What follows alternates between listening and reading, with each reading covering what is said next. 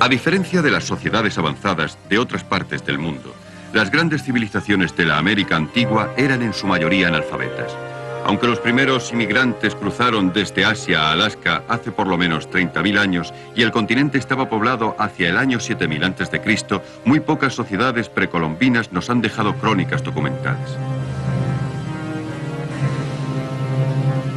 Lo que sí nos han dejado en América Central y en las regiones andinas de América del Sur son las ruinas majestuosas de sus ciudades y de sus lugares de culto. Solo los mayas nos han dejado algún indicio escrito acerca del uso que se hacía de estas ruinas, pero sus inscripciones y códices continúan permaneciendo en su mayoría sin descifrar. Si alguna vez se logra descifrar sus jeroglíficos, podríamos disponer de crónicas y leyendas de los primeros americanos para situarlas junto a las de la antigua China, Asiria y Egipto. De momento, para conocer algo de las sociedades que existieron antes de que Colón descubriera América en 1492, es decir, las sociedades a las que denominamos precolombinas, debemos contemplar algunos descubrimientos arqueológicos. Las dotes de ingeniería de los incas que construyeron esta fortaleza a las afueras de Cuzco, en Perú, todavía suscitan el asombro incluso de los profanos. Estas piedras gigantescas están unidas sin cemento y algunas de ellas llegan a pesar hasta 30 toneladas. Esta vasija de terracota tal vez fuera utilizada en rituales religiosos por los toltecas de México. Este retrato de un hombre mochica procede de la región costera de lo que hoy es Perú, donde fue realizado hace más de 1000 años. Una de las últimas grandes civilizaciones andinas, la Inca, produjo esta bella vasija poco antes de la conquista española. El estribo o asa, en la parte posterior de este perrito Nazca, realizado en el sur del Perú, es un ingrediente característico de buena parte de la alfarería de América del Sur. Gracias a las pacientes excavaciones en importantes yacimientos arqueológicos, pueden reconocerse ciertos acontecimientos de gran importancia. Casi todos ellos parecen haber tenido lugar en América Central y del Sur. Aquí es donde se han hallado las pruebas más antiguas de plantas domesticadas y de aldeas agrícolas, y también donde casi todos los imperios más importantes llegarían a desarrollarse después. Una de las primeras civilizaciones que conocemos es la Olmeca, que floreció en el Golfo de México hacia el año 1200 a.C. Los olmecas fundaron un estado cuya población ascendía a decenas de millares de personas y que comprendía un clero, un servicio civil y una jerarquía de clases sociales. Los olmecas también eran artesanos muy dotados que realizaban trabajos en piedra, desde cabezas de hachas ceremoniales como estas, que representaban rostros de niños con colmillos de jaguar, hasta unas imágenes colosales de sus dioses. Los olmecas continuaron dominando la zona hasta el advenimiento de Cristo.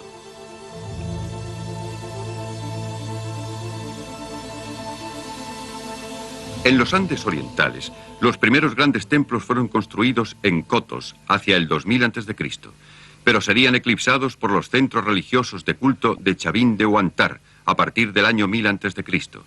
Pero ninguna de estas dos civilizaciones sobrevivió. ¿Quién llevaría esta extraordinaria máscara de arcilla de la desaparecida civilización Teotihuacán de México? ¿Por qué construirían los zapotecas este complejo de plataformas y templos del Monte Albán también en México? Las respuestas no pueden ser más que unas meras conjeturas. Pero la arqueología nos demuestra que ambas culturas florecieron en el Istmo Central entre los años 300 y 700 de nuestra era. Al igual que muchas otras culturas serían eclipsadas por la más brillante de todas las civilizaciones nativas americanas, la maya. Los mayas eran originarios de las selvas húmedas de las tierras bajas tropicales de Guatemala y Belice. En su apogeo, entre el año 300 y 900 de nuestra era, llegaron a controlar Honduras Occidental, Campeche Oriental y el norte de Yucatán. Los mayas.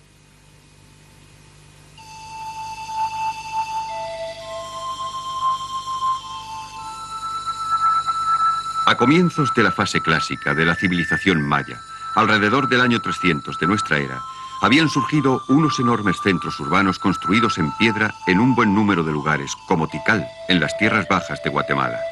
Inmensas plazas de pavimento revocado estaban rodeadas de macizas pirámides escalonadas coronadas por templos e impresionantes construcciones de múltiples plantas. La gran cantidad de mano de obra que debieron utilizar en la construcción de estas ciudades confirman la existencia de una gran población. Para sustentarla, se desarrollaron complejas técnicas agrícolas con sistemas de campos elevados, especialmente adecuados para el cultivo intenso de la tierra.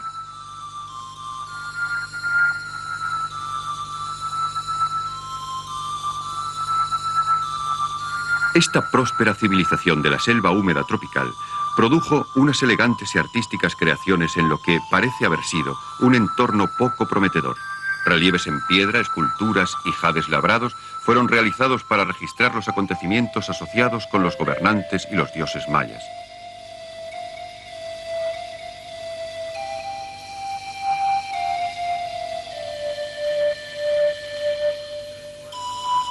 Los logros intelectuales fueron igualmente impresionantes.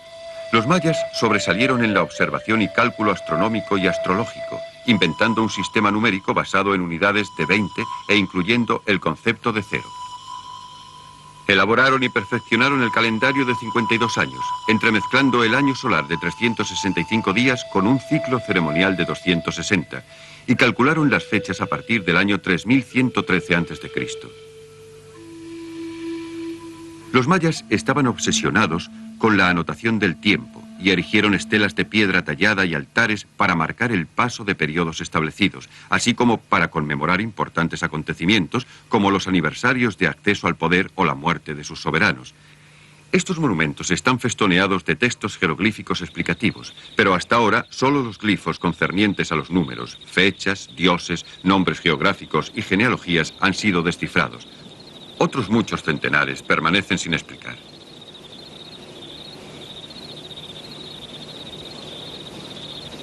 Sin que conozcamos las razones, en algún momento del siglo IX de nuestra era, esta vasta y complicada sociedad se hundió repentinamente, dejando lugares como este, en Palenque, totalmente abandonados.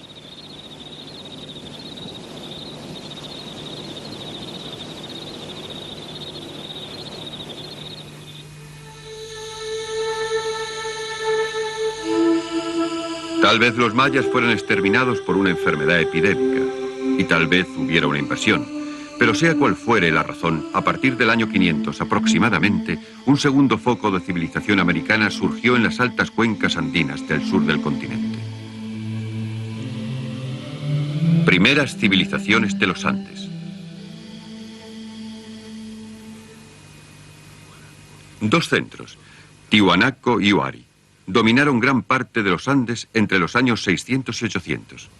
Estaban vinculados por una religión común, simbolizada por el dios de la entrada, en la Puerta del Sol, cerca del lago Titicaca, en Bolivia, donde todo cuanto queda de Tiwanaku son estas desoladas ruinas.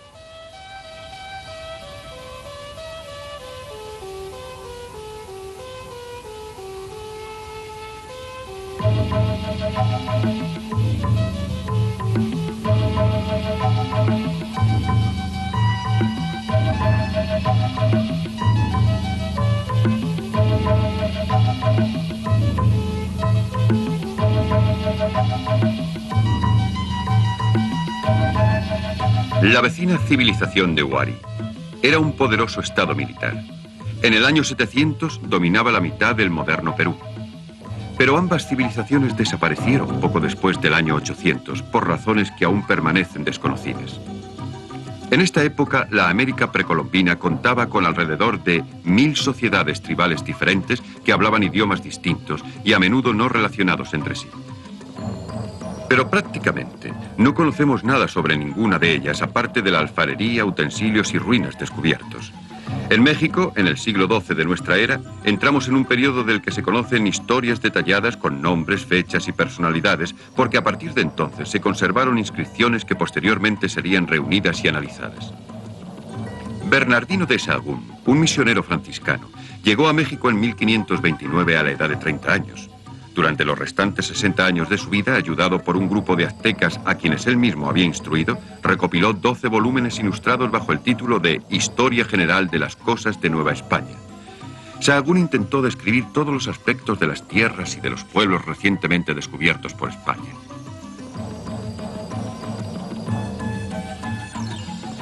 La historia no era perfecta porque algunas inscripciones habían sido falseadas, ya que cada soberano azteca tendía a reescribir la historia a su propia imagen y semejanza, y otras se habían perdido. No obstante, los aztecas y su imperio Es la civilización nativa mejor conocida de América.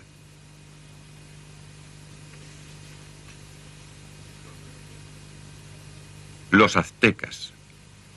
Entre los siglos VII y X, unas tribus bárbaras invadieron México. Entre estas se encontraban la de los toltecas, que construyeron su capital en Tula. Fundada hacia el año 950 de nuestra era, Tula se convirtió en el centro del estado militar tolteca y en el eje de su red comercial. Parece que en esta época la población reverenciaba a un líder religioso conocido como Quetzalcóatl, la serpiente emplumada. Estos monumentos de Chichén Itzá fueron construidos por sus fieles. En el año 987, él y sus seguidores fueron expulsados de Tula por un grupo religioso rival que abogaba por los sacrificios humanos a los dioses en vez de las ofrendas simbólicas de jade, mariposas y serpientes. El derrotado líder y sus partidarios se alejaron de Tula, más allá del lago Texcoco y de los volcanes gemelos, hasta el Golfo de México, donde, según la tradición, zarpó hacia occidente sobre una balsa de serpientes, profetizando que regresaría algún día para recuperar a su pueblo.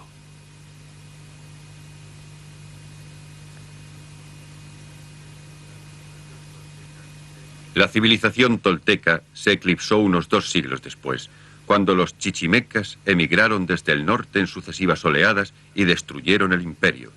La misma Tula fue destruida hacia el año 1170, pero una segunda capital, Chichén Itzá, sobrevivió durante otro medio siglo, siendo víctima del abandono definitivo a comienzos del siglo XIII. En 1345, una de las tribus chichimecas, los aztecas, llegó al Valle de México y se estableció en un grupo de islas en los márgenes pantanosos del lago Texcoco, donde construyeron su capital, Tenochtitlán. En menos de un siglo, de un grupo tribal se habían transformado en un estado bien organizado, convirtiéndose en soberanos del valle.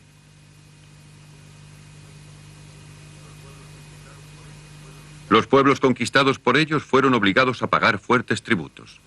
Y los inventarios realizados por los conquistadores, anotando meticulosamente ropas y armaduras, cestos llenos de maíz y otros productos alimenticios, así como un águila, forman una parte importante de los documentos aztecas que sobreviven.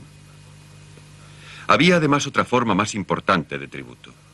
Las continuas guerras proporcionaban cautivos que podían ser sacrificados a los dioses Tezcatlipoca y Huitzilopochtli, siempre sedientos de sangre. Decenas de millares de víctimas eran asesinadas cada año arrancándoles en vivo los corazones como ofrenda al sol, a quien los aztecas adoraban. En ocasiones especiales exigían sacrificios en una escala casi inimaginable. En la consagración de un gran templo nuevo en Tenochtitlán, en el año 1487, se reunieron 2 columnas de víctimas a quienes se ordenó que subieran los peldaños en fila, hacia los sacerdotes que aguardaban en los altares en lo alto del templo. El sacrificio continuó durante 4 días y 4 noches, y si los brazos de los sacerdotes se fatigaban de tanto arrancar corazones, encontraban rápidamente sustitutos. La mayor parte de las fuentes concuerdan en que en esta ocasión 20.000 hombres y mujeres fueron asesinados ritualmente. Algunos de ellos eran esclavos locales, otros prisioneros capturados en las numerosas victoriosas guerras de los aztecas, pero la mayoría eran víctimas aportadas por los príncipes vecinos que habían sido derrotados. Pero el sistema se rompió bajo Moctezuma II, sobrino del anterior emperador, elegido en el año 1503 por el acostumbrado consejo de nobles, generales y sacerdotes.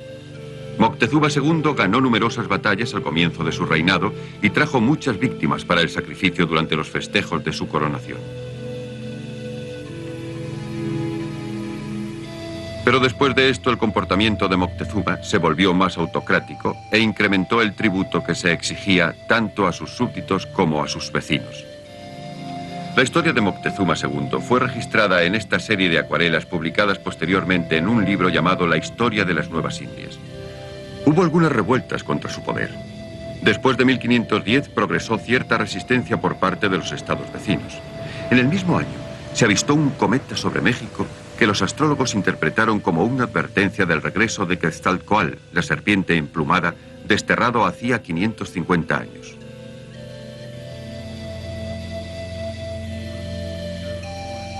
Cuando se multiplicaron los rumores de que unos extranjeros barbudos y de tez pálida habían aparecido en las islas del Golfo, muchos en México anhelaron ser liberados del gobierno arbitrario de Moctezuma.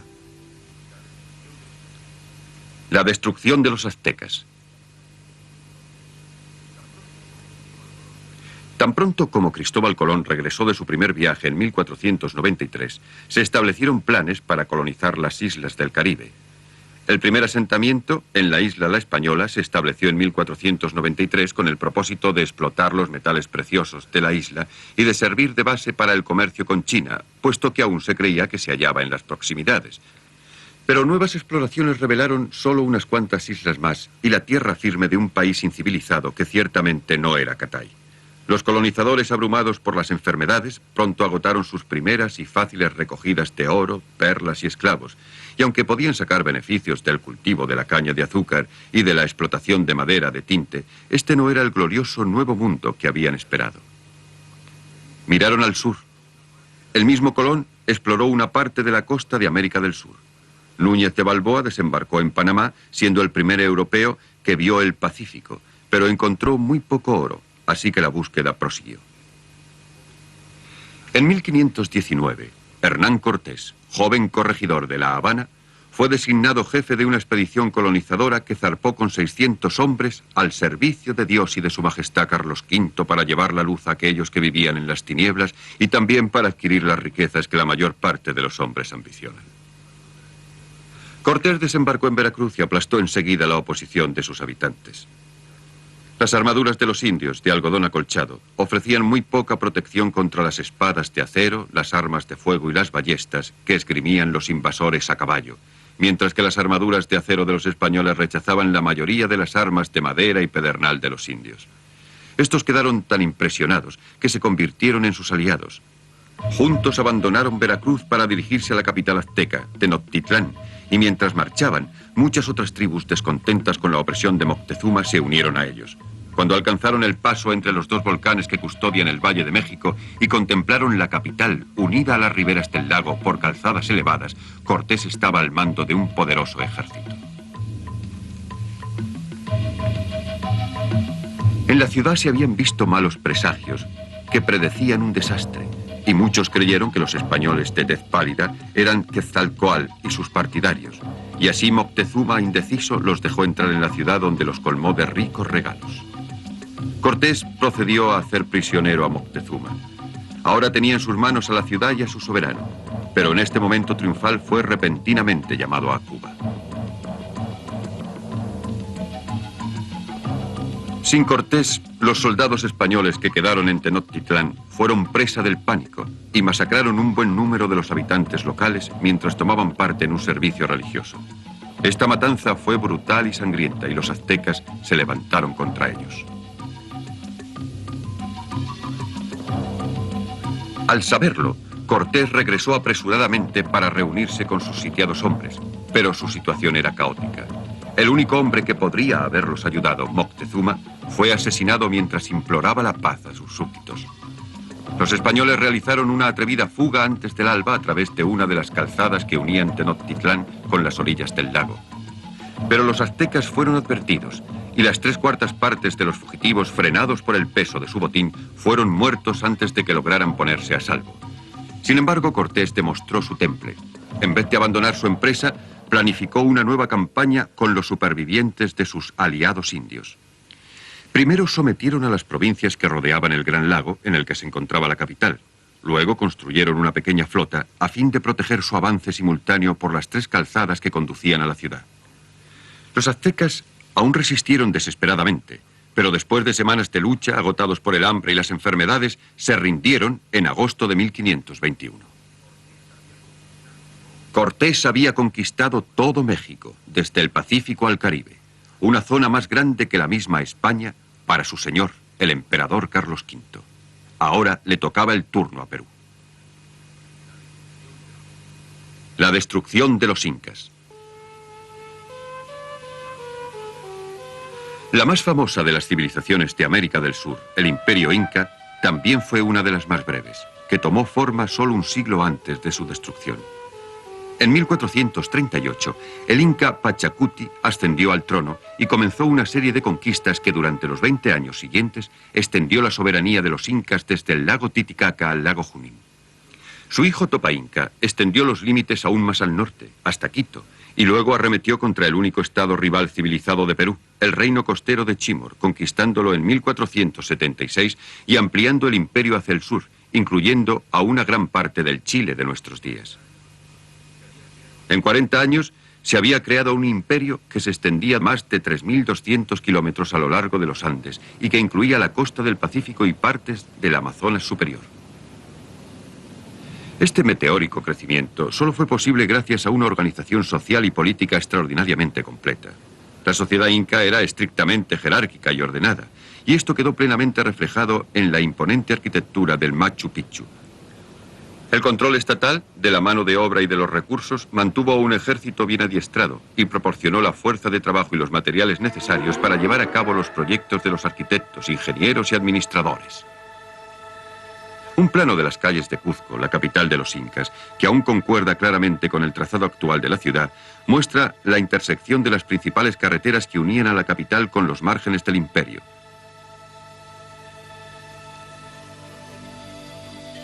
Los 16.000 kilómetros de calzadas pavimentadas, puentes y túneles son un ejemplo de la habilidad y de la eficiencia de los incas.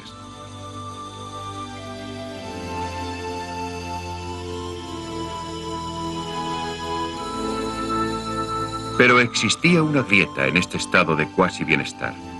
Todo el poder emanaba de un solo hombre, el Supremo Inca.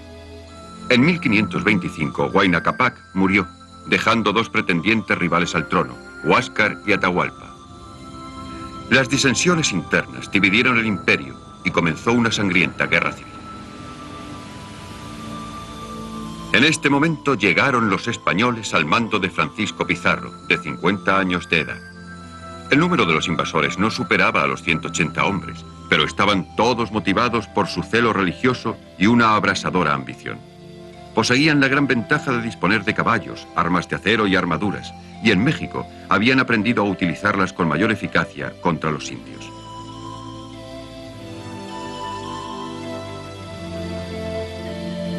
Al principio apenas necesitaron combatir. Cuando alcanzaron las tierras altas de Perú, en 1532, Atahualpa había derrotado hacía poco a su hermano Huáscar y estaba acampado con su ejército de 80.000 hombres cerca de la ciudad de Cajamarca. Recordando cuán útil había sido secuestrar a Moctezuma para Cortés en México, Pizarro apresó a Atahualpa durante un parlamento y le retuvo como rehén, solicitando un enorme rescate. Cuando el rescate fue pagado, Pizarro ya le había mandado asesinar. Sin su líder divino, debilitados por la guerra civil y azotados por las epidemias de enfermedades europeas, los pueblos de los Andes sucumbieron ante los conquistadores. Sin embargo, hoy en día aún sigue habiendo millones de indios de pura sangre, como el pueblo aymara que vive en Bolivia. Las lenguas de los mayas, de los aztecas y de los incas aún se hablan. Los campesinos aún visten, comen y cultivan sus tierras de un modo muy parecido al de sus antepasados. Pero para bien o para mal, el destino político de Latinoamérica se hallaba ahora en manos de los europeos.